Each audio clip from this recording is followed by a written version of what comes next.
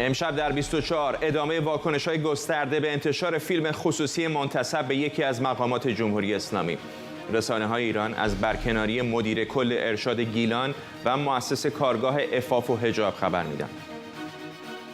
خط و نشان جمهوری اسلامی درباره فروش محموله نفتکش مصادره شده. فرمانده نیروی دریایی سپاه میگه هر شرکتی که نفت سوئز راجان رو تخلیه کنه مسئوله. انتشار فهرست ضعیف‌ترین واحدهای پولی در سال 2023. نشریه فوربس میگه ریال ایران بی‌ارزش ترین پول جهانه. و سالگرد صدور قطعنامه 598. ایران صلح با عراق رو 1 سال بعد از قطعنامه سازمان ملل پذیرفت.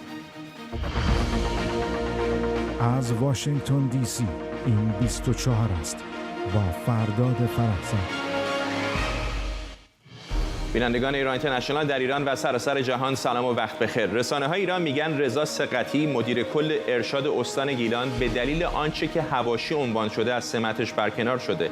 خبر برکناری او بعد از انتشار تصاویری در یک کانال تلگرامی که به ادعای این کانال رابطه جنسی رضا ثقتی رو با مردی جوان در مهمانسرای اداری کل فرهنگ و ارشاد اسلامی استان گیلان نشون میده. آقای ثقتی همیشه مواضع تندی در دفاع از حجاب اجباری داشته. او اواخر خرداد ماه از تشکیل به گفته او قرارگاه عفاف و حجاب محل محور در گیلان خبر داده بود. اردیبهشت ماه امسال هم آقای ثقتی گفته بود دستور داده نمایشگاه عفاف و حجاب در این استان برگزار بشه. در همین حال رحمت الله بیگدلی از فعالان سیاسی اصلاح طلب در توییترش نوشته رضا ثقتی عضو جبهه پایداری هم بوده و به دلیل فساد اخلاقی از مقامش به عنوان مدیر ارشاد گیلان برکنار شده.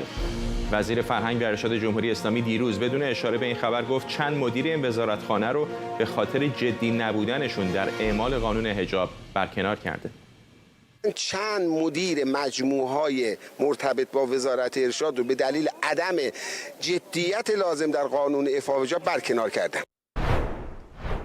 جابر رجبی فعال و تحلیلگر سیاسی با ماست. آقای رجبی میدونید چه به نظر مشمئز کننده میاد؟ نه این رابطه جنسی و این فیلم هست، برای اینکه اگر با توافق بوده و زیر سن قانونی نبوده زندگی شخصیشه، به کسی مرتبط نیست. ولی آن چیزی که بسیاری رو منزجر میکنه این هستش که این چهره‌های جمهوری اسلامی در خلوت زندگی دیگری دارند و در عیان بسیاری رو مجبور میکنن که به ارزش‌هایی که خودشون هم بهش پایبند نیستن اعتقاد داشته باشن.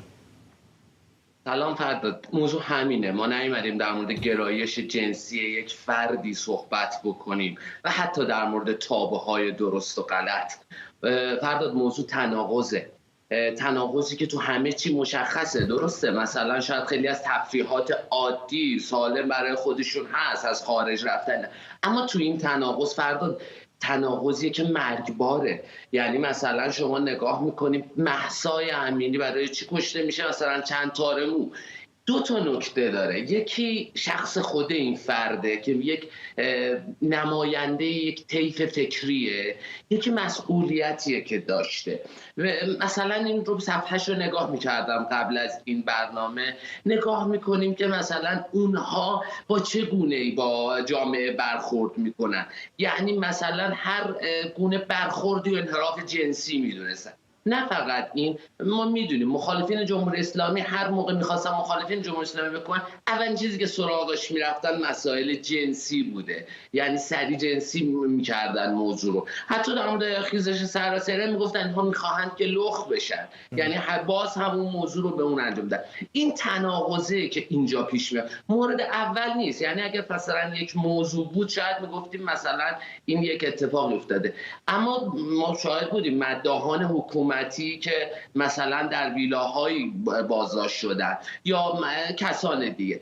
جای اینجا در شرایط فعلی یعنی موضوع خیلی مهمتره. یکی اینکه باید جمهوری اسلامی خودش این رو میدونه. من خودت میدونی آقای فرداد، همه میدونن شاید یه کارمند معمولی وقتی میخواد استخدام بشه انقدر زندگی شخصی او رو شخ میزنن که مثلا فلان رابطه دوست نزدیکش هم میفهمن. بعیده که اینجور روابط مشخص نبوده باشه. نه، این روابط این فرد رو به اینجا میرسونه. مثلا خود این فرد روابط خیلی نزدیکی به سعید جلیلی داشته، به سعید جلیلی که دیگه همه میدونیم. حالا اما نکته دوم موضوع وزارت ارشاد. یعنی یک کسی مثل این تفکر، میگم باز هم موضوع اون گرایش جنسی یک فرد نیست، یک کسی مثل اون رو میذارند برای ارشاد. خب بازیگرهایی مثل افسانه بایگان، لیلا بلوکات، آزاده صمدی، اینها به خاطر یک انتخاب حجاب، حتی نه در مورد عرف، اونجا این اتفاقات براشون میفته. پس اینجا این تناقض مرگباره که ارزش پیدا میکنه. یعنی چیزیه که دوباره معلوم میشه که اون چیزی رو که اونها بر اون پای فشاری میکنن نه مسئله ایدئولوژیکه، مسئله‌ایه که میخواهن کنترل کنن افکار جامعه رو. ولی باز هم خودت میدونی آقای فرداد، وقتی که توی زندان ها یعنی موضوع تجاوز یا مسئله جنسی، نه فقط این سبکیش، وقتی توی زندان ها تجاوز میشه، اتفاقات مختلفی میفته، اونها این موضوع رو یه شکل دیگه میدن، اون که برای خودشون فرق میکنه. آقای رجبی، این تنها مورد نیست دیگه، موارد دیگری هم بوده در این سالها. تازه اینها فیلم‌هاش اومده بیرون، اسنادش وجود داره، رسانه‌ای شده، به شکل دیگه از دستشون خارج شده. میدونیم که موارد احتمالاً بسیار بیشتری هم وجود داره. چطور هستش که این ساختار از درون فرو نمیپاشه وقتی خودشون میدونن که همه آنچه که در عیان دارن میگن در پشت پرده به خلافش رو دارن انجام میدن؟ ببین سیستم اولا که یک دومینوی، یعنی فرو میپاشه این سیستم. خب بالاخره در الان تکنولوژی داره بیشتر میشه، فضای ارتباطی داره بیشتر میشه و اینها داره بیشتر عیان میشه. موضوعی که الان ارزش پیدا میکنه تو الانی که داریم میبینیم اینه که این یک مقداری برای خود شاید سلام، مثلا خیلی جالبه، رئیسی چند روز پیش که در مورد همجنسگرایی مطلبی رو میگفت و ما میدونیم مثلا خیلی هایی که از دخترها و پسرهایی رو که با هم دوست بودن اتفاقات زیادی براشون افتاده. یک باعث میشه که این هویت به قول معروف همون پاچیده شدن و بی‌هویتی فکری بیشتر عیان بشه و کار رو یک مقداری سخت‌تر میکنه برای اونها. اما این افراد، این مسائل، فسادها نه فقط فسادهای اخلاقی، فسادهای دیگه است. اینو یادمون نره. افراد مسئولیت‌ها رو میگیرن به خاطر روابطی که ایجاد میکنن، چون شایسته سالاری که وجود نداره. این فرد مثلا همین الانش فارغ از اینه که یک مسئوله، اگر یک فیلم عادی از یک شهروند بیرون میومد، مثلا یک رقصی سریع کارگروهی تشکیل میشد، نه همین الانش هم ما فقط میبینیم میگویند به خاطر یک سری حواشی، یعنی حتی باز همون برخوردی که با یک رقص انجام میدن نمیکنن، چون مناسبات در قدرت جمهوری اسلامی به روابط افراد با سران قدرت، با شخص علی خامنه‌ای، با وفاداریشون به اون چیزهایی که از بالا گفته میشه چیده میشه، نه با اون ایدئولوژی. یعنی ایدئولوژی خودش وقت اعتقادی هم در داخل ندارن، استفاده میکنن از این ایدئولوژی برای اینکه این حکومت، برای این کنترل جامعه رو به دست بیاره. فکر میکنی به جز برکناری هزینه دیگری هم پرداخت میکنه؟ بعیده. مثلا امام جمعه یک شهری خبرش اومد، یعنی قبلتر اومد که او تجاوز کرده بود، اینها بعدا آزاد شد. یک کسی بود در قم مثلا ادعای روحانی مرجع تقلید توش، اونجا اتفاقی براشون نمیفته. نه فقط تو این مسائل، ما در وقتی که میلیاردها دلار برده میشه و باز اتفاق نمیفته، تو این مسائل هم اتفاق نمیفته.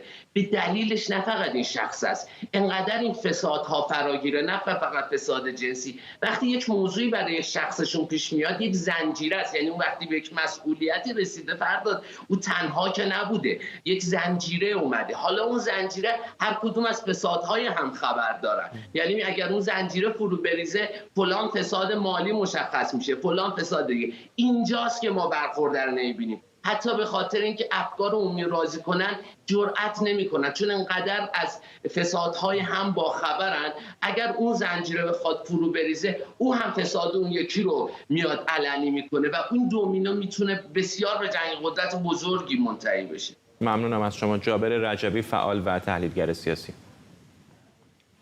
فرمانده نیروی دریایی سپاه پاسداران میگه هر شرکتی که نفت ایران در نفتکش سوئز راجان رو تخلیه کنه هدف اقدام تلافی جویانه جمهوری اسلامی قرار میگیره. آمریکا نفتکش یونانی سوئز راجان رو حدود 3 ماه پیش به خاطر نقض تحریم‌ها توقیف و محمولش رو مصادره کرد. هفته پیش وال استریت ژورنال گزارش داد شرکت‌های آمریکایی به خاطر نگرانی از انتقام‌جویی ایران در خلیج فارس حاضر نیستند 800,000 بشکه نفت سوئز راجان رو تخلیه کنند. دادستان‌های فدرال این نفتکش رو در ساحل گالستون تگزاس نگه داشتند. مهدی مستعی کارشناس بازار نفت از لندن با مساق مستعی، اگر هیچ شرکتی حاضر نشه که نفت رو تخلیه کنه سرنوشت این نفتکش چه خواهد شد؟ با درود به شما فرداد عزیز و بینندگان گرامی. واقعیت قضیه اینه که اگر بندر گالوستون رو در نظر بگیریم اونجا حدوداً میتونم بگم حداقل 14 تا پایانه و یا لوله‌های عظیم نفتی هستش که از تانکرهای مختلف توی اون محدوده چیزی حدود 16 تا پالایشگاه هستش و میتونه بدون که کسی متوجه بشه به هر کدوم از این پالایشگاه بفروشن و این پالایشگاه استفاده کنن و بر اساس حکمی هم که دادگاه ایالتی صادر کرده اون درآمد این که حدوداً حد زده میشه 56 میلیون دلار باشه رو به همون صندوق قربانیان تروریسم بدن. برای همین این شاخ و شونه‌ای که کشیدن راستش یه خورده برای من عجیبه، به خاطر اینکه دفعه قبلی که اینها این شاخ و شونه کشیدن در مقابل این گرفتن تانکرهای نفتی جمهوری اسلامی، کاری که کردن آمدن فرض بکنی یه دونه تانکر نفت کویت بود به نام ادوانتج سویت رو که این رو میرفت به شورون نفتی شورون امریکا تحویل داده میشد، این رو توی تنگه هرمز آمدن گرفتنش. این کار زیادی نمیکرد. اون موقع خب به هر حال میدونی که تحویل دهی به عهده فروشنده است، در اینجا میافتاد به سمت کویت.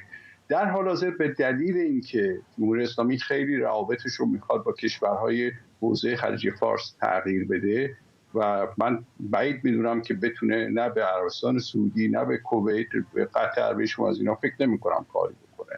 اینه که الان در ضمنی که رابطش هم با دولت عراق رو میخواد تنظیم بکنه که اون بدهیش رو بگیره، من بعید میدونم که بتونه اون کاری که دفعه قبل کردش رو بتونه انجام بده. اینه که این شاخشونه‌های معمولی هستش که جمهوری اسلامی میکشه و بعید میدونم که بیاد پیاده بشه. از نظر قضایی آیا جمهوری اسلامی هنوز اهرمی در دست داره که مثلا بخواد در دادگاه فدرال شکایتی مطرح بکنه؟ ببینید چون دقیقاً بر اساس اینی که ناقض اون چیزهایی بوده که دولت امریکا در بدول به سازمان ملل که جمهوری اسلامی نتونه نفتش رو به فروش برسونه، چون بر اساس اون قوانین محسوب میشه، چون داشته از این درآمد نفتی برای عملیات تروریسم منطقه استفاده میکرده، اینه که تو هیچ دادگاهی نمیتونه این رو ببره.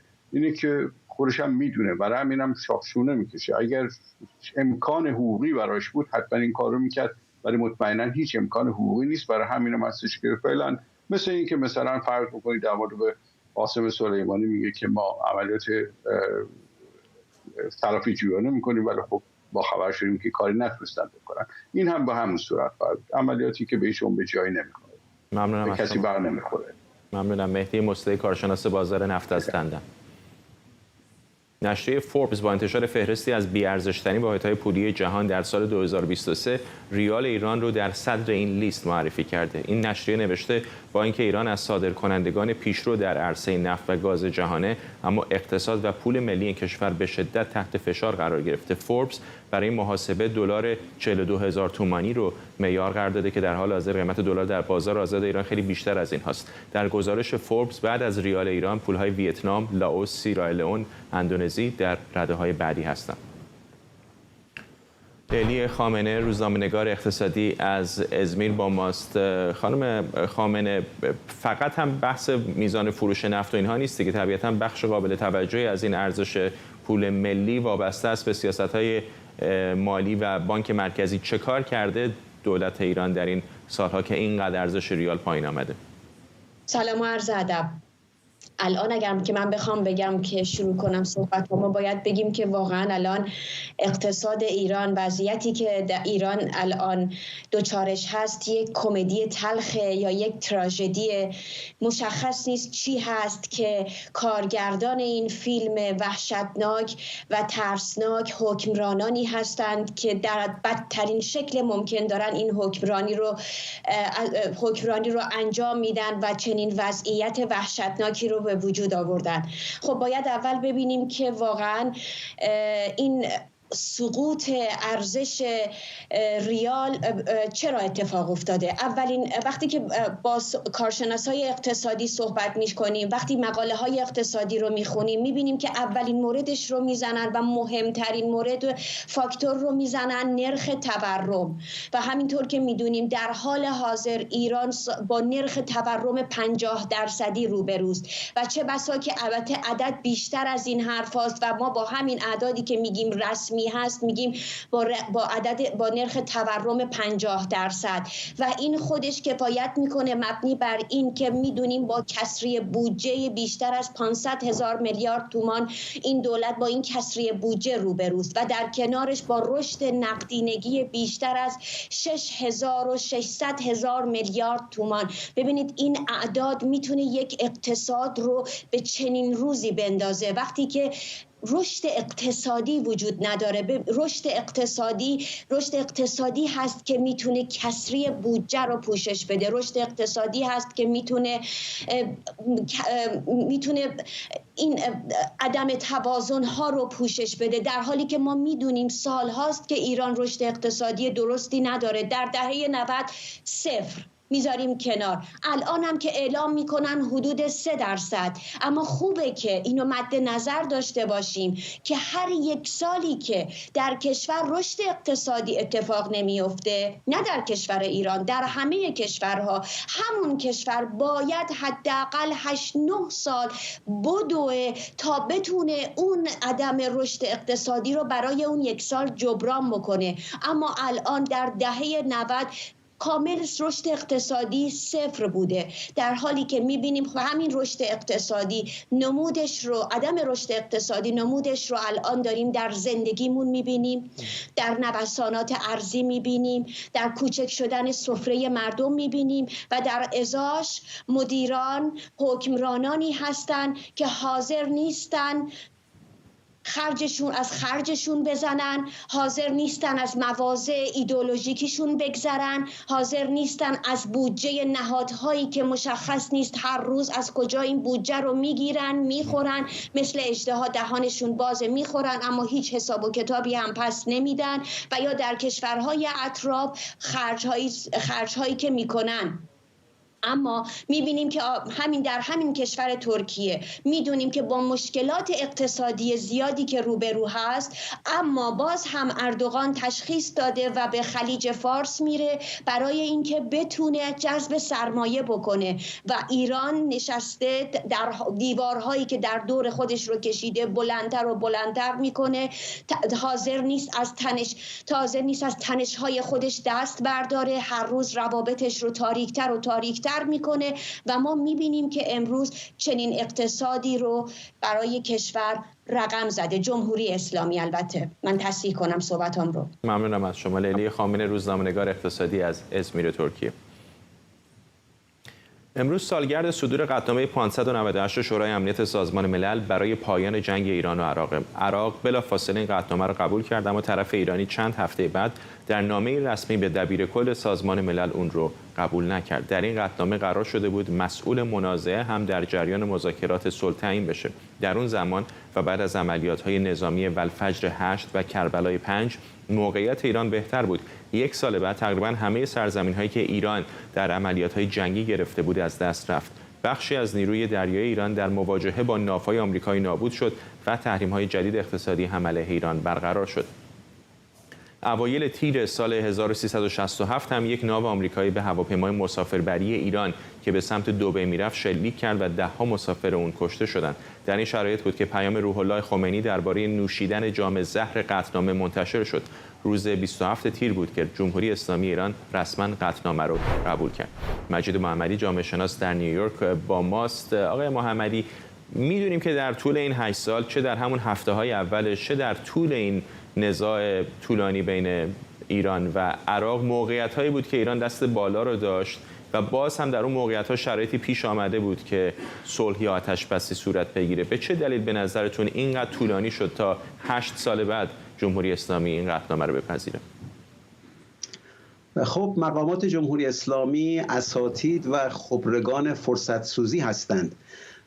جنگ رو به نظر من به 2 دوره کاملا متمایز میشه تقسیم کرد.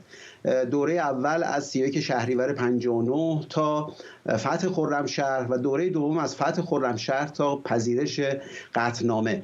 تا فتح خرمشهر هنوز فضای داخلی مناسب نبود برای اینکه آتش‌بسی پذیرفته بشه، چون هنوز بخشی از خاک ایران در اختیار عراق بود و چه نیروهای ملی و چه نیروهای اسلامگرا، بخش قابل توجهی از مردم تصور نمی‌کردند که در این شرایط بشود قطعنامه‌ای رو، آتش‌بسی رو پذیرفت و بعد هم در چارچوبش مذاکره کرد. اما پس از فتح خرمشهر برای حدود 6 سال انواع و اقسام نیروهای سیاسی، نیروهای اجتماعی اصرار کردند، از جمله نهضت آزادی که بعد از اون بیانیه‌های مختلفی رو، بیانیه‌های تحلیلی رو من یادم هست که صادر می‌کردند که باید با مذاکره به این جنگ پایان داده بشه. گروه‌هایی، دسته‌هایی، هیئت‌هایی از کشورهای مختلف، از عربستان، از کویت، عمدتاً کشورهای حاشیه خلیج فارس می آمدند برای اینکه واسطه قرار بگیرند تا این داستان رو به پایان برسونند. بسیاری پیشنهادهای قابل توجه هم داده شد. غرامت‌های جنگ رو تا زمان فتح خرمشهر بخش قابل توجهش رو میپذیرفتند، اما همچنان جمهوری اسلامی به دلایل ایدئولوژیک این ماجرا رو ادامه داد و عمده خساراتی که بر ایران وارد شد از سال 61 تا سال 67 پایان جنگ، عمده خسارات مربوط به دوره بعد از فتح خرمشهر هست. تخریب زیرساخت‌ها، تخریب زیرساخت‌های نفتی، چون در یک دوره دولت عراق مرتب این تأسیسات نفتی رو مورد حمله قرار میداد. این خسارات رو امروز، یعنی شاید تا حدود مثلا 7-8 سال پیش به 1000 میلیارد دلار تخمین می‌زدند. خب هر روز این رقم بالاتر و بالاتر میره. متاسفانه جمهوری اسلامی علی‌رغم اینکه عراق رو مسئول آغاز جنگ میدونه، هیچگاه برای گرفتن این خسارات اقدام نکرده، برخلاف دولت کویت که تا پنی آخرش رو از دولت عراق گرفتن و همین چند سال پیش این ماجرا به پایان رسید. دولت جمهوری اسلامی مجموعه این خسارات رو ظاهراً به کشور عراق که امروز درآمدهای نفتی سرشاری داره بخشیده. یه نکته خیلی مهم در مورد پذیرش قطعنامه من خدمتتون عرض کنم، اون هم شکستن بت آقای خمینی بود برای نیروهای حزب اللهی و نیروهایی که در جنگ بودند. تا اون زمان آقای خمینی رو بسیاری از افراد حزب اللهی، کسانی که در جنگ بودن، یک اسطوره شکست ناپذیر تصور می‌کردن. من به نظرم نقطه کلیدی بوده این پذیرش قطعنامه، از اون نقطه بود که بت خمینی در میان نیروهای حزب اللهی شکست. آقای خامنه‌ای رو تلاش کردن در طی این 30 و چند سال که او رو به شکل بت مطرح کنن. او هرگز برای هیچ بخشی از نیروهای حزب اللهی به بت تبدیل نشد، به رهبری فرهمند تبدیل نشد. اما آقای خمینی تا اواخر جنگ چنین تصویری از او در میان حزب اللهی ها وجود داشت. و خیلی کوتاه اگر بفرمایید، میدونم که جمهوری اسلامی از همون ابتدای تأسیسش بالاخره با خصومت‌هایی که با دنیای غرب داشت، از جمله گروگانگیری دیپلمات‌های آمریکایی، وضعیت رابطش رو با دنیای غرب مشخص کرد. ولی غربی‌ها هم چقدر در این موقعیت که بدون شک میدونستن این عراق هستش که به ایران حمله کرده، مستقیم و غیر مستقیم کمک کردن به دولت وقت صدام حسین، به خصوص اروپایی‌ها با سلاحایی که میدادن، آمریکایی‌ها با کمک‌های غیر مستقیمی که میکردن، برخلاف مثلا همون کویتی که گفتید که نیرو پیاده کردن و کویت رو آزاد کردن. در مورد ایران به نظر نمیاد نه تنها اینطور نبوده، بلکه به طرف عراقی خیلی هم کمک کردن. بله، بله. ببینید تعبیر سادهش رو شما این روزها هم حتی از برخی از سیاستمداران امریکایی یا خبرنگاران یا میزبانهای برنامه‌های تلویزیونی میشنوید که در اون دوره از هر طرف که کشته میشد به نفع امریکا بود، چون صدام دشمن امریکا بود، جمهوری اسلامی هم دشمن امریکا بود. اینها براشون خیلی مهم نبود که از هر دو طرف کشته بشه. اما در بعد استراتژیکش دولت امریکا و دول غربی به دنبال نوعی توازن در منطقه بودند. صدام تونست ماشین در واقع انقلاب رو، ماشین صدور انقلاب رو کاملا متوقف کنه تا اوایل دهه اول قرن 21 که جمهوری اسلامی تونست نائبان خودش رو در منطقه قدرت ببخشه. از مسیر دیگری البته اینها وارد شدن، اما در اون دوره تز این بود که ما باید انقلابمون رو صادر کنیم. صدور انقلاب با شروع جنگ به نظر من با یک مانع بسیار جدی مواجه شد، چون عمده کشورهای حاشیه خلیج فارس، کشورهای عربی به عراق کمک می‌کردند، ایران رو یک خطر جدی برای خودشون می‌دونستند. دولت‌های غربی هم به دنبال نوعی توازن قدرت در منطقه بودن. این جنگ همچنان میتونست این توازن رو ایجاد بکنه. خب در کنارش اسلحه هم به دو طرف میفروختن، فقط بحث عراق نبود، ایران هم از طریق طرق مختلف، ماجرای مکفارلین، بسیار از این اسلحه ها رو به دست می آورد، حتی از اسرائیل. اینطور نبود که فقط اسلحه های غربی در اختیار صدام حسین قرار بگیره. موضوع بسیار مهمی از زوایای زیادی وجود داره و نظرات بیشماری هم در این باره وجود داره. ممنونم از شما مجید محمدی، جامعه شناس در نیویورک. این رو هم بگم که در بخش دوم برنامه 24 امشب مفصل به این موضوع می‌پردازیم.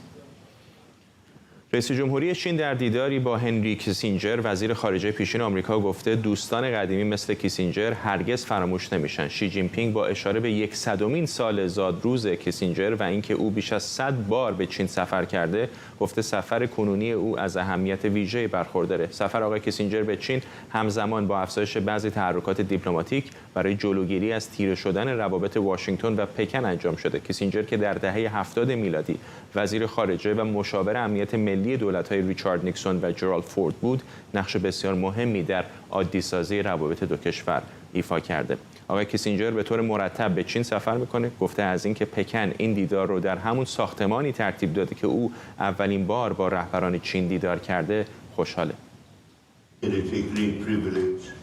آقای رئیس جمهور، بازدید از چین افتخار بزرگیه و البته این نهایت احترام از طرف شماست که این جلسه رو در مهمانخانه دولتی ترتیب دادید، جایی که اولین دیدار من با یکی از رهبران چین در اونجا برگزار شد. روابط بین دو کشور برای صلح در جهان و پیشرفت جوامع ما مهمه. محمد قائدی، مدرس علوم سیاسی و روابط بین‌الملل در دانشگاه جورج واشنگتن، اینجا در استودیو با ماست. پیش از هر چیز آقای قائدی واقعا دمش گرم. من همین الانم حوصله ندارم تا چین برم. در 100 سالگی پروازی به این طولانی آدم انجام بده جای شگفتی داره واقعا. چقدر نقش موثری میتونه به نظرتون الان آقای کیسینجر بازی بکنه، چون خودش یکی از معماران این عادی‌سازی روابط چین و ایالات متحده بود؟ درود بر شما و مخاطبین برنامه. درست میگید، آقای کیسینجر از تک و تا نیفتاده با اینکه 100 ساله شده. عرض به حضورتون که من گمان نمی‌کنم که ایشون بتونه نقش خیلی جدی بازی کنه، به این دلیل که سفری که ایشون رفته در ظرفیت یک مقام دولتی نرفته، به شکل شخصی سفر کرده و ایشون مشابه آقای جیمی کارتر سفرهای زیادی این رو به چین داشتن و به اصطلاح به چین علاقه دارن، به شکل شخصی هم. اما تنش‌های بین چین و آمریکا خیلی جدی‌تر از اونه که یه شخصی مثل کیسینجر بتونه بره و این موضوعات رو اصلاح کنه. چینی‌ها دارن وزن خیلی زیادی به سفر آقای کیسینجر میدن، با اینکه ایشون بارها در گذشته به چین سفر کرده و همچین وزنی نگرفته سفرش. در این حال فراموش نکنیم توی یک ماه گذشته 3 تا مقام عالی رتبه آمریکایی، وزیر خارجه، وزیر خزانه‌داری و آقای جان کری در واقع چین سفر کردن و اونقدری که وزن گرفت سفر آقای کیسینجر به چین، مثلا در گفتگو دیدار با رئیس جمهور چین، اون سفرها وزن نگرفت. ما این وضعیت رو باید در یک بستر بزرگتری ببینیم و اون بستر تشنج بین آمریکا و چینه که مثلا شما در همین نشست اخیری که ناتو داشت، چین به عنوان بزرگترین تهدید بعد از روسیه معرفی شد. آمریکا به اون سمت رفته که کشورهای آسیایی رو بسیج کنه علیه چین در قالب مثلا پیمانی مثل کواد، در قالب تجهیز کردن زیردریایی‌های استرالیا به در واقع انرژی اتمی و موضوعات مثل یا مثلا بودجه 280 میلیارد دلاری که خیلی بودجه بالاییه برای مستقل کردن آمریکا تو حوزه نیم رسانه‌ها که وابسته به چین یا تایوان نباشه. بنابراین این سفر کاری نمیتونه کنه. ولی آقای شی جین پینگ یک جمله جالبی گفته. اون جمله اینه که در واقع از نوستالژی حرف زده. در واقع میگه که ما دوست داریم که در سر یک دوراهی ایستادیم. دوست داریم که با هنری کیسینجر که یادآور گذشته و اون نوستالژی ماست، ما با آمریکا به روزهای خوش گذشته برگردیم که من بعید میدونم. چون از گذشته حرف زده، اتفاقا یک کلیپی داریم مربوط به سال 1974 میلادی، تقریبا 5 سال قبل از انقلاب ایران، در فکر میکنم شورای امنیت سازمان ملل، که آقای کیسینجر داره صحبت میکنه و حرف از همین راهپشتمان و بهبود روابط میزنه که هنوز هم روی کرده و بعد از چندین دهه، بالای 4 دهه همین هست. اجازه بدید این کلیپ رو ببینیم. سرمایه‌گذاری درآمدهای مازاد نفتی یک چالش بزرگه. کشورهایی که بیشترین نیاز رو به این درآمدها دارن معمولاً کمترین احتمال دریافتشون هم دارن. مؤسسات مالی جهان تا حالا با این وضعیت مقابله کردند، اما باید راههایی برای اطمینان از رسیدن این درآمدها به کشورهایی با بیشترین نیاز پیدا بشه. با وجود تمام تلاش‌ها برای پاسخگویی به این نیازها، جهان نمیتونه حتی سطح فعلی قیمت‌ها رو حفظ کنه، چه برسه به افزایش مداوم. قیمت سایر کالاها هم ناگزیر در یک مارپیچ تورمی افزایش پیدا میکنه. هیچ کسی از این وضعیت سود نمیبره. یک بحران اقتصادی و رکود عمومی بزرگ میتونه همه ما رو در بر بگیره. ما مشکلات اقتصادی جهان رو در یک جلسه مجمع عمومی نمیتونیم حل کنیم، اما حداقل باید شروع به اصلاح این مشکلات کنیم. به جای تحملشون باید با اونها مقابله کنیم. جالب حرفایی که آقای کیسینجر داشت میزد، عملاً اشاره به جهانی شدن و اقتصاد جهانی و تعامل تجاری بین کشورهاست که سنگبنای چند دهه گذشته اقتصاد دنیا، روابط بین‌الملل بوده. ولی الان یک نگرانی عمده وجود داره به خصوص این دو غول بزرگ، ایالات متحده و چین، با این تعرفه‌ای که علیه هم میذارن، محدودیتایی که برای واردات و صادرات میذارن. چقدر فکر میکنید کسی مثل آقای کیسینجر حرفاش امروز هم میتونه خریدار داشته باشه، چه در پکن چه در واشنگتن؟ واقعیات سیاسی و اون اختزاعاتی که وجود داره در واقع ناقض حرفایی هست که آقای کیسینجر میزنه. کشورها رفتن به سمت ناسیونالیسم بیشتر. ما در دهه‌های اوایل مثلا 2000 خوشبین بودیم که داریم به سمت جهانی شدن حرکت میکنیم. انتخاب در واقع حزبای راستگرای افراطی در کشورهای مثل مجارستان و رأی آوردن آقای ترامپ در اینجا نشونه رفتن به سمت همون دوباره ناسیونالیسمی بود که در واقع ما فکر میکنیم ازش عبور کردیم. و این خوشبینی وجود داشت که مثلا در آمریکا بعد از اومدن آقای بایدن تعرفه هایی که بر علیه کالاهای چینی وضع شده بود برداشته بشه و این تعرفه ها برای خود مردم آمریکا هم باعث میشه که هزینه ها بالاتر بره و قدرت خریدشون پایینتر بیاد.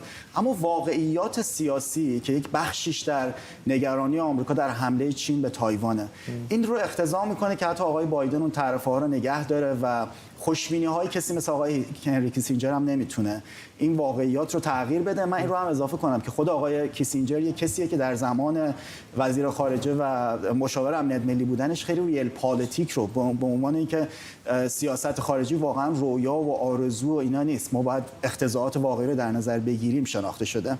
جالب، چند روز پیش هم اتفاقا سفیر چین اینجا در ایالات متحده در کنفرانسی در اسپن کلرادو صحبت می‌کرد و حرف از این میزدش که ایالات متحده چقدر محدودیت داره میذاره سر همین نیمه رسانه‌ها و تجهیزات دیگری که چینی‌ها میخوان صادر بکنن. اینم طنز تلخ امروز هستش که چین کمونیست عملاً در این معادله بیشتر پرچم داره بازار آزاد هست آمریکا. اینطور نیست؟ درسته. دلیلش اینه که چین برنده این مبادله تجاری با آمریکاست. مبادلات تجاری آمریکا و چین حجم 600 میلیارد دلاره. 450 میلیارد دلار چین داره به آمریکا صادر میکنه، 150 میلیارد دلار آمریکا به چین صادر میکنه. و این شکایت آقای ترامپ هم همین بود و چین داره از یک سیاستی استفاده میکنه به اسم اینکه دیوالویشن، یعنی ارزش در واقع واحد پولیش رو پایین میاره برای اینکه تولید کننده‌هاش دست بالا رو داشته باشن. و کالای آمریکایی خیلی سخته بخواد با کالای چینی در حوزه‌های مختلف رقابت کنه. بنابراین آمریکا بازنده این بازی تجاری با چین هست. به این دلیله که ناراحت هستن و چینی‌ها خوشحالن. ممنونم از شما. محمد قائدی، مدرس علوم سیاسی و روابط بین‌الملل در دانشگاه جورج واشنگتن، همینجا در استودیو. در جلسه‌ای در سازمان ملل در سال 1974 کیسینجر در یک سخنرانی معروف خواهان اتحاد قدرت‌ها برای جلوگیری از بروز دوباره مشکلات سیاسی و اقتصادی در جهان شده بود. فکر می‌کنم این همون کلیپی بود که پیشتر پخش کردیم. بنابراین از این رد میشیم میریم به خبر بعدیمون در مورد تسهیل روادید بین اسرائیل و آمریکا. دولت اسرائیل میگه در یک برنامه آزمایشی قوانین مربوط به صدور روادید برای شهروندان آمریکایی از جمله آمریکایی‌های فلسطینی تبار رو تسهیل کرده. پیش از این شهروندان آمریکایی با تبار ایرانی، سوری یا فلسطینی باید برای دریافت ویزای اسرائیل به کنسولگری این کشور می‌رفتند. در عوض اسرائیل امیدواره با این تغییر به جمع 40 کشوری وارد بشه که شهروندانش میتونن بدون ویزا به این کشور سفر کنند. در حال حاضر شهروندان اسرائیل میتونن بدون ویزا به 126 کشور جهان سفر کنند، اما آمریکا جزو این کشورها نیست. برداشت ما اینه که این سیاست برای شهروندان آمریکایی از جمله آمریکایی‌هایی که در سرزمین‌های فلسطینی به دنیا اومدن اجرا میشه. در روندی که آغاز میشه ما نه تنها بر اجرای این سیاست بلکه بر انطباق اون با جنبه‌های مختلف برنامه معافیت از ویزا نظارت می‌کنیم و ایالات متحده تا 30 سپتامبر در مورد اینکه آیا اسرائیل واجد شرایط ورود به برنامه معافیت از ویزا هست یا نه تصمیم می‌گیره. مهر جاودانفر تحلیلگر مسائل اسرائیل از تل‌آویو با ما. جاودانفر، وقتی این خبر رو خوندم برای من تعجب آور بود که یک دولت دسترسی مثل دولت آقای نتانیاهو الان بیاد همچین کاری بکنه و اجازه بده شهروندان آمریکایی با تبار ایرانی، سوری و فلسطینی بتونن راحت وارد خاک اسرائیل بشن. چقدر این موضوع لغو روادید برای سفر به آمریکا برای اسرائیل مهم هست که حاضر چنین امتیازی بده؟ بله، باید اشاره بکنم که کسانی هستن در اسرائیل که متعلقن به نهادهای اطلاعاتی اسرائیل که اتفاقا نگران هستن که آقای نتانیاهو میخواد این اقدام رو انجام بده و بعضیاشون گفتن که شاید برای امنیت اسرائیل همچین اقدامی مضر باشه، ولی آقای نتانیاهو به هر حال داره ادامه میده به این روند رو، چون در حال حاضر محبوبیت آقای نتانیاهو به خاطر اصلاحاتی که میخواد انجام بده برای قوه قضاییه اسرائیل کاهش یافته. ما میبینیم که تظاهرات بی‌نظیری در اسرائیل در 6 ماه گذشته از وقتی که این دولت وارد شد، این تظاهرات ما شاهدشون بودیم که 29 هفته است که تقریبا بعضی وقتا نه فقط هر هفته، هر روز بعضی وقتا این تظاهرات ادامه داره و الان ما داریم میرسیم به اوج اونها. پس بنابراین آقای نتانیاهو واقعا احتیاج به یک دستاورد داره، چون دولت او در حال حاضر اکثریت تمرکزش روی این اصلاحات قضایی بوده. در حال حاضر اسرائیل چالش‌های دیگری رو باشون مواجه هستش، چالش‌های مانند گرانی مسکن، گرانی محصولات، گرانی زندگی کلا در اسرائیل و دولت آقای نتانیاهو تا الان این مسائل رو حل نکرده. پس این اگر آقای نتانیاهو واقعا موفق بشه که آمریکا رو قانع بکنه که روادید رو لغو بکنن برای شهروندانی که پاسپورت اسرائیلی دارن، این میتونه یک دستاورد بزرگی برای ایشون باشه که نشون بده به کسانی که مخالف هستن با دولتش که در دولت من هم دستاوردهای مهمی داره.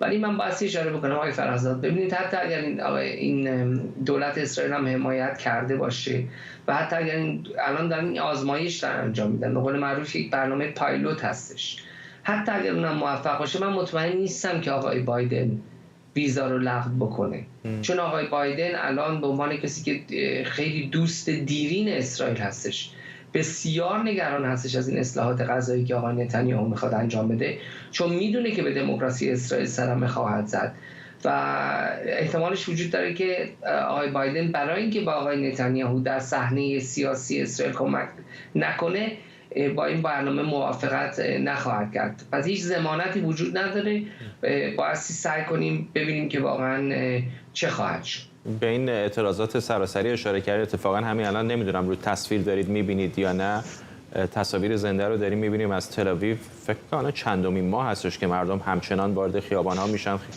اتوبان‌ها رو میبندن در اعتراض به این طرح دولت آقای نتانیاهو برای اصلاحات قضایی اونطوری که او توصیف میکنه این تغییرات رو. چرا اینقدر حاضر آقای نتانیاهو هزینه بده، نه فقط در داخل، مهمترین متحد اسرائیل در بیرون از مرزهای این کشور ایالات متحده آمریکا هم به شدت ناراضی و شاکی است از این تغییرات. چرا به نظرتون اینقدر مهم هست برای نتانیاهو چنین تغییراتی در دستگاه قضایی؟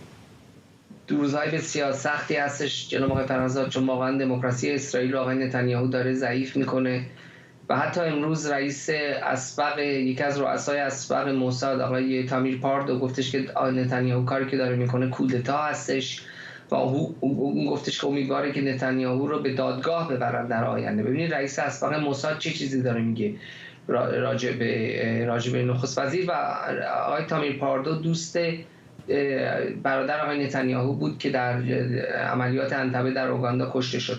ببینید آقای نتانیاهو الان چاره دیگه نداره، چون دولت او همپیمانان او بسیار افراطی هستند و اگر آقای نتانیاهو با تقاضاهای اونها موافقت نکنه، اونها دولت رو ترک خواهند کرد و دولت او سقوط خواهد کرد و آقای نتانیاهو شاید شانس دیگری نداشته باشه برای اینکه برگرده به دولت. و چیزی که برای آقای نتانیاهو بسیار مهم هستش این هستش که دولت رو حفظ بکنه حداقل تا سال آینده، تا بتونه که موعد شهادت خودش رو در پرونده هایی که علیه خودش هستش موکول بکنه.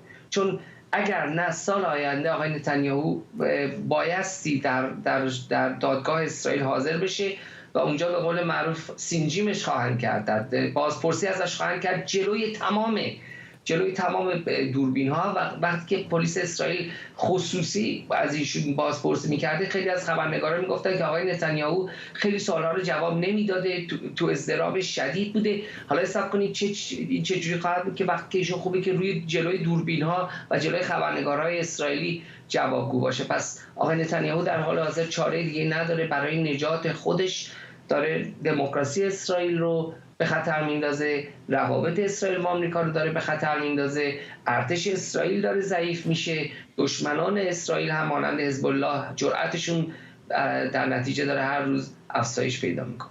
ممنونم از شما. مهر جاودانفر، تحلیلگر مسائل اسرائیل از تل‌آویو با ما، جایی که تصاویر زنده رو هم در خیابان‌های این شهر می‌بینید. اعتراض مخالفان آقای نتانیاهو به تغییراتی که او می‌خواد در دستگاه قضایی این کشور ایجاد کنه. وزارت بازرگانی آمریکا 2 شرکت سازنده جاسوس افزار متعلق به یک ژنرال پیشین اسرائیل رو به فهرست سیاهشون اضافه کردند. این شرکت‌ها در اروپا مستقر و متهمند که با محصولاتشون به دولت‌ها کمک کردن تلفن‌های همراه مخالفانشون رو هک کنند. شرکت اینتلکسا و سیتروکس سازندگان جاسوس افزاری به نام پریدتور هستند. در تازه‌ترین موارد از این جاسوس افزار برای هک تلفن همراه یک سیاستمدار تبعیدی مصری، یک مجری خبر مصری و یک سیاستمدار یونانی استفاده شده. وزارت خارجه آمریکا در بیانیه گفته از پریدتور برای سرکوب مردم، نقض حقوق بشر و ارعاب مخالفان سیاسی استفاده شده و قرار دادن اون در فهرست سیاه آمریکا بخشی از تلاش‌های واشنگتن برای مقابله با خطر جاسوس افزارهای تجاری. مهدی سارمیفر، روزنامه‌نگار علم و فناوری از کانادا با ماست. آقای سارمیفر، ید طولایی دارن دیگه اسرائیلی‌ها در این مورد. فقط این 2 شرکت نیستن، اگه یادتون باشه اون شرکت پگاسوس هم با شرایط مشابهی روبرو بود. چقدر فکر می‌کنید که این فشارهایی که اروپایی‌ها و آمریکایی‌ها دارن میذارن کار رو سخت خواهد کرد برای شرکت‌های تجاری اسرائیلی که بتونن این نوع بدافزارها یا جاسوس افزارها رو بفروشن؟ بله، اصلا اینا یکی هستن، یعنی هم در حقیقت شرکت جریان پگاسوس رو که همه شنیدیم. حالا من میگم که ساعت‌ها در حقیقت شنود کرده بودن از 10,000 شهروند، صدها روزنامه‌نگار از جمله جمال خاشقچی، سیاستمداران مختلف، خانواده‌های سلطنتی مثل سعودی و 10 نفر دیگه قربانی این نرم افزار بودن. و این یه شرکتی اسرائیلی به اسم NSO این نرم افزار رو ساخته بود که 2 سال پیش در همین لیست سیاه وزارت بازرگانی قرار گرفت. یکی از مدیران اون شرکت آقای تال لیلیان، موقعی که این نرم افزار جاسوس افزار پگاسوس لو رفت، از این شرکت خارج شد و یه شرکت جدیدی تأسیس کرد به اسم اینتلکسا.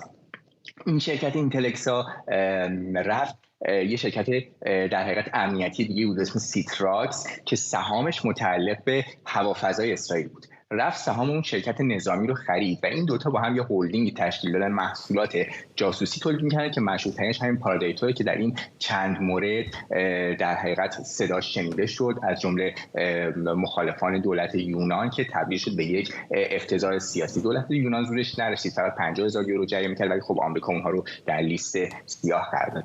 اما در مورد رابطه این و قدرتمند بودن این شرکت‌ها که حالا به نظر میاد یه منظومه هم هستن که با هم ربط دارن، میشه گفتش که باید به سابقه این شخص به خصوص خیلی مراجعه بکنیم. 3 مقام امنیتی اسرائیلی به نیویورک تایمز گفته بودن که ایشون یک جنرال بازنشسته‌ای هست که سال 2003 به خاطر پرونده مالی بازنشسته شده و رفته قبرس و اونجا یه دفتر امنیتی تشکیل داده آقای تالدلیان و مغزهای امنیت سایبری، هکرها و توسعه دهندگان امنیتی از اسرائیل جذب کرده به قسمت اروپایی قبرس. خب حالا ویژگی‌های اتحادیه اروپا رو داره، به اسرائیل هم خیلی نزدیکه، به اسرائیل خیلی رفت و آمد میکنه و داره تو شرکتش محصولات امنیتی و جاسوسی رو میفروشه.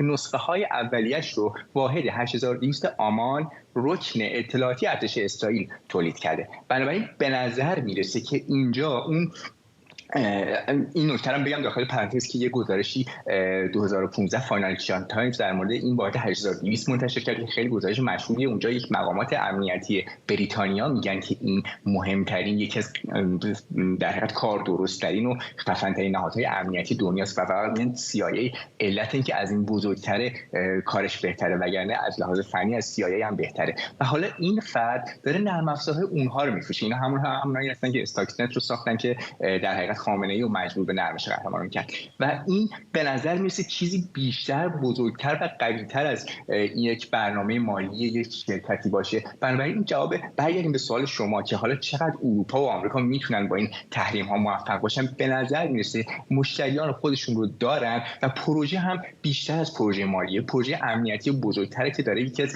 نهادهای مهم امنیتی دنیا تحت پوشش یک شرکتی که در قبرس یا شرق اروپا داره کار میکنه پروژه رو پیش میبره. اینها همه به اما اگرهایی که بعد از این رفتن اسم این شرکت در لیست سیاه این ماجرا رو جذابتر و هیجان انگیزتر کرده. پایانش هنوز بازه. مهدی سالمی فر، روزنامه‌نگار علم و فناوری از رجاینا کانادا، ممنونم از شما. رسانه‌های آمریکایی میگن 6 نامزد ریاست جمهوری در یک قدمی راه یافتن به اولین مناظره انتخاباتی جمهوری خواهان در ماه بعدی هستند. این گمان زنی بعد از اون انجام شده که پولیتیکو و NBC اعلام کردند که بر اساس استانداردهای کمیته مرکزی حزب جمهوری خواه برخی از کاندیداها از چند هفته پیش به مناظره نخست راه پیدا کردند. کمیته مرکزی حزب اما روز پنجشنبه گزارش اونها رو اشتباه خونده و گفته برداشت‌ها از این استانداردها نادرست بوده. همکارم آرش علی اینجا در استودیو با ماست. همیشه یکم جنجال وجود داره که چه کسی میتونه در این مناظره ها شرکت بکنه، چه استانداردی باید داشته باشه و نداشته باشه. اگر یاد باشه اتفاقا در انتخابات قبلتر که جمهوری خواهان با هم شرکت کرده بودن در انتخابات در اون حزبی، تعدادشون خیلی زیاد بود. یه جایی بود دیگه اصلا واقعا جا نمیشد اینا رو جا بدن. چه میگن الان این بار؟ این دفعه تعدادشون بیشتره. یعنی الان نشون میده که چالش هایی که حزب کمیته مرکزیش باش روبروست برای که بخواد این مناظره رو بگه چه کسی راه پیدا میکنه بیاد روی این استیج. الان نزدیک 19-20 نفرن. شما اگه فکر کن اگه همه این 19-20 نفر قرار باشه بخوان بیان روی استیج، هر کدوم 10 دقیقه صحبت کنن، یه فیلم 3 ساعته است. کی حوصله میکنه بشینه این مناظره رو نگاه کنه و بعد اگه به هم بریزه چی؟ چگونه میتونن جمعش بکنن؟ بنابراین به نظر میاد کمیته میخواد این رو هر جوری که شده محدود نگه داره به تعداد نامزدهایی که میتونه مدیریت بکنه، بتونه یه تعدادی نامزد بذاره روی اون استیج در مناظره، مخصوصا مناظره که قرار یه پاش آقای ترامپ باشه که معلوم نیست به کجا خواهد کشید و چقدر سر و صدا و جنجال به پا خواهد کرد. بنابراین این یک چالش اصلی است. بخش دومی هم که الان ما داریم میبینیم این است که نوع نامزدهایی که قرار در کنار هم قرار بگیرن. اگر یک نامزدی مثل آقای ترامپ که تقریبا نصف رأیگیری ها و نظرسنجی های جمهوری خواهان الان میگویند نامزد اصلی ایشون خواهد بود، قرار باشه کنار یک نامزدی قرار بگیره که کمتر از 1% رأی می آورد، خب این اصلا خیلی خوب نخواهد بود. مثل فیل و فنجان قرار دادن فیل و فنجان روی استیج است. بنابراین با چالش های بزرگی روبروست حزب و بعد هم دلیل اینکه بعضی از مطبوعات به نظر میاد که درست نتونستن برداشت بکنن این است که خود حزب هم دقیقاً هنوز نمیدوند که این معیارها چیست و چگونه قراره اینها رو انتخاب کنه. موکول کرده به یک نظرسنجی دیگر که قراره انجام بشه، نظرسنجی که در کل مملکت قراره انجام بشه و بعد بگوید کدوم یکی از اون نامزدها رو انتخاب خواهد کرد. معمولاً چطور هستش استانداردی که میذارن برای اینکه تعداد کسانی که برن در استیج شرکت بکنن؟ ببین این دفعه به نظر میاد خیلی جدی‌تر شده است. قبلا یک نظرسنجی کشوری اگر یک نامزدی اون وقت میومدن تعیین می‌کردن 5% تعداد بالاتر بیاره، 10% تعداد بالاتر بیاره. الان میگوین نظرسنجی کشوری باید باشه، نظرسنجی ایالتی هم باید وجود داشته باشه. غیر از اون هر کدوم از نامزدها باید 40,000 دونر داشته باشن، یعنی 40,000 نفر به اینها پول داده باشن. که مایک پنس فکر کنم سر همین مشکل داره. دقیقاً. ولی مثلا آقای مایک پنس نتونسته، تو اسمش اون آدما نیست، با اینکه میگفتن که آدمی است که خب خیلی جزو مثلا اون کاندیداهایی است که رقابتی میتوند باشه، ولی الان 40,000 تا دونر نداره، 40,000 نفر آدم نداره آقای مایک پنس که حاضر شده باشن اسمشون رو گذاشته باشن در اون لیست دونرها. ولی خب عجیبه نه به عنوان کسی که معاون ترامپ بوده نتونسته 40,000 تا حامی پیدا کنه. یه مقدار دیر شروع کرد آقای مایک پنس در قطارش نسبت به بقیه این کاندیداها دیرتر راه افتادم و من تعجب نمی‌کنم رای دهندگانی که ایشون دارن محدود هستن به رای دهندگان مذهبی اونجلیست. ایشون یه قابلیتی مثلا ران دیسنتیس فرماندار فلوریدا ندارد که جذبه خاص دارد به خاطر اینکه توی کار در واقع فرمانداری موفق بوده، ایالتش نسبت به ایالت‌های دیگه جلوتر بوده است. یا مثل ویوک رامازوامی که الان ما می‌بینیم ویوک رامازوامی اولا خب اسم ایشون ویوک رامازوامی مشخص است که سفید پوست نیست، ولی میاد توی نظرسنجی‌های جمهوری‌خواهان 5-6% رأی می‌آورد، بالاتر از مایک پنس. موفق است، آدمی است که در صنعت فناوری آمریکا فعالیت داشته، 100 میلیون پول درآورده، مواضعش خیلی معقول و منطقی است، حالا با کسی تو دعوا نیفتاده است و به اندازه کافی هم 40,000 نفر دونر داشته، هم تونسته توی نظرسنجی‌های کشوری اعداد و ارقام خوبی بیاره، هم نظرسنجی‌های ایالتی. و الان می‌بینیم تقریبا اسمش تضمین شده است که توی مناظره اول که یکی از مهمترین مناظره‌هایی است، چون شما اصلا اونجاست که اون سنگ بنای کارزار انتخاباتیتون اونجا مشخص می شود که شما چه عیاری داری جلو آقای ترامپ میخواید وایسی، اونجا مشخص می شود. بنابراین میبینیم کسایی مثل ویوک رامازوامی دارن این شانس رو میارن، ولی کسی مثل مایک پنس هم که گفتی داره لنگی میزنه هنوز. ممنونم از آرش علایی همکارم اینجا در استودیو. شهردار شهر نیویورک در اقدامی کم سابقه قراره در مرزهای جنوبی به مهاجرانی که وارد آمریکا میشن بروشورهایی رو توزیع کنه، با این توضیح که نیویورک رو به عنوان مقصد انتخاب نکنن. در این بروشورها به مهاجران تازه از راه رسیده هشدار داده میشه که این شهر تضمینی برای تهیه خدمات و سرپناه به اونها نمیده. اریک ادمز گفته در یک سال گذشته 90,000 مهاجر به شهر نیویورک اومدن و این شهر گنجایش مهاجر بیشتر نداره. ایالت‌های جمهوری‌خواه در سالهای اخیر در اعتراض به سیاست دموکرات‌ها مهاجران رو به شهرهای تحت کنترل دموکرات‌ها میفرستن. مریم رحمتی همکارم از نیویورک با ماست. مریم، این درگیری سیاسی سر مهاجران از مرزهای جنوبی خیلی وقت میان مقامات ایالتی حزب جمهوری‌خواه و دموکرات جریان داره، دقیقاً بحث سر چیه؟ فراد، از زمانی که جو بایدن رئیس جمهور آمریکا در سال 2020 وارد کاخ سفید شد، جمهوری خواهان به سیاست‌های او در مورد کنترل مرزهای جنوبی و ورود مهاجران غیرقانونی خیلی انتقاد کردند و این انتقادها هر روز داره بیشتر میشه و در 4 سال گذشته هم ادامه داشته. همونطور که تو هم اشاره کردی، ایالت‌های مثل تگزاس و اریزونا که ایالت‌های جمهوری خواه هستند بیشتر، با اینکه اریزونا در سالهای اخیر یک ایالت سوینگ هست و میتونه به هر سمت آبی یا قرمز بره، باز هم تلاش کردند به خاطر انتقاد از بایدن و کامالا هریس که مسئول برطرف کردن معضل مرزها بوده، این مهاجران رو به شهرهای مثل نیویورک بفرستن که شهری هست که معمولاً خیلی با مهاجران رابطه و رفتار خوبی داشته و شهرهایی که معمولاً فرماندارها و شهردارهاشون دموکرات هستند. ولی خب موضوعی که الان در نیویورک اتفاق افتاده و ما هر روز هم شاهدش هستیم این هست که این شهر دیگر گنجایش این همه مهاجر رو نداره و مخصوصا پس از اینکه تایتل 42 منقضی شد و مهاجران غیرقانونی هم